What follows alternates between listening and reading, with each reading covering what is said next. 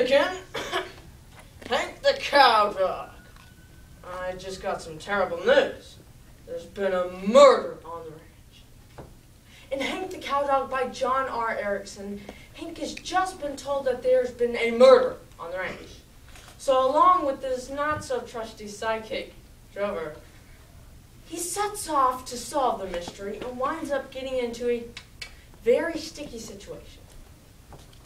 I know I shouldn't blame myself. I mean, a dog is only a dog. He can't be everywhere at once. When I took this job of head of ranch security, I knew I was only flesh and blood. 4 legs, a tail, a couple of ears, pretty nice kind of nose, 2 bushels of hair, and another half bushel of Mexican sandburgers. You add all that up, and you don't get Superman. Just me. Good old easygoing Hank, who works hard, tries to do his job, and gets very little cooperation from anyone else around here. I'm not complaining. I knew this wouldn't be an easy job.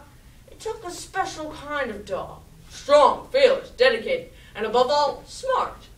Obviously, Drover didn't fit head of ranch security.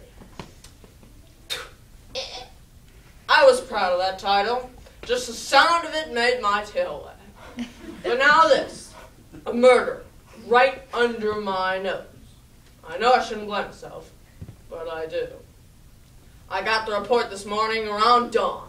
I was asleep. The next thing I knew, Drover was right there beside me, jumping up and down and giving off that high-pitched squeal of his that kind of bores into your eardrums. You can't ignore him when he does that. Hank, oh Hanky, it's just terrible. You wouldn't believe. Hurry and wake up. I've seen his tracks down by the creek. Get up before he escapes. Oh, quit hopping around. Quit making all that racket. Hold still and state your business. Okay, Hank, all right, I'll try. Oh, Hank, it's terrible. There's been a killer right here on the range, and we slept through it. Huh? Who's been killed? They hit the chicken house, Hank. I don't know how they got in, but they did. Busted in there and killed one of them Leghorn hens. Killed her dead, Hank. And oh, the blood. That's another thing about this job. Every day, every night, you put your life on the line. And for what? A bunch of idiot birds that would just as soon peck you as tell you good morning. But I take this stuff pretty seriously. I had no choice but to go back on duty. We trotted up to the chicken house, and sure enough, there was a hen lying on the ground. She was still dead. I walked around the body, sniffing it good, and checking the signs. I'm beginning to see the pattern here. What? Tell me, Hank. Who done it? Not yet. Where did you see them tracks? Drover took off on a run, and I followed him down to the brush along the creek. He stopped and pointed to some fresh tracks in the mud. There they are, Hank. Right where I found them. Are you proud of me? Them's coon tracks, son. Not coyote. I can tell from the scent. Are you sure those were coon tracks? They sure look like coyote to me. You don't go by the looks, son. You go by the smell. This nose of mine don't lie. If it says coon, you better believe there's a coon at the end of them tracks. And I'm fixing to clean house on 'em. Stay behind me and don't get hurt. I crouched down and crept forward. Every muscle in my high-conditioned body taut and ready for action. 5 feet. 4 feet. 3. I sprang through the air and hit right in the middle of the biggest porcupine I ever saw. It was kind of a short flight coming down. I see them quills aimed up at me and tried to change course. Too late. I don't move so good in midair. I lit right in the middle of them, and bam! I hollered for Drover to launch the second wave, but he disappeared. Porcupine took another shot at me, but I dodged and got out of there. As I looked back to the house, them quills was beginning to hurt, and my nose throbbed. A lot of dogs would have set up a howl. Not me. I ought to be able to stand the pain. It just goes with the territory. Pete the barn cat came along just then. He had his usual dumb cat expression. Scram, cat!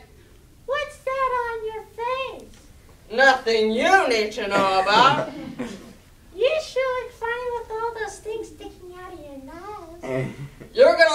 you if you don't run off and mind your own business. I'm not in the mood. As I limped back to the house, on pincushion feet, my thoughts returned to the murder scene. It had been clear now that the porcupine had nothing to do with the murder because porcupines don't eat anything but trees. Drover had come across the first set of tracks and started hollering about coyotes. I had been duped into believing the runt. It was clear now.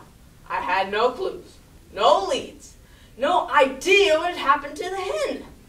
What I did have was a face full of porcupine quills. I sat down and waited for Loper, one of the cowboys, to come and remove quills. When he came out the gate, I jumped up to greet him. Know what he said? Hank, you stink! Have you been in the sewers again? Hank, when are you going to learn about porcupines? He got a pair of fencing pliers and started pulling. Oh, it hurt! Felt like he was pulling off the whole nose. How many times do we have to go through this? Drover never gets quills in his nose. Nobody understands. Well, as I said earlier, every dog in this world isn't cut out for security work. It takes a keen mind, a thick skin, and a peculiar devotion to duty. You add in 16, 18 hours a day, on call day and night. You put your life on the line every time you go out on patrol. You take your satisfaction where you can get it, knowing that you're doing the job right. The very people you're protecting won't understand. They'll blame you when things go wrong. But that's the price of greatness, isn't it? It's all part of a day's work.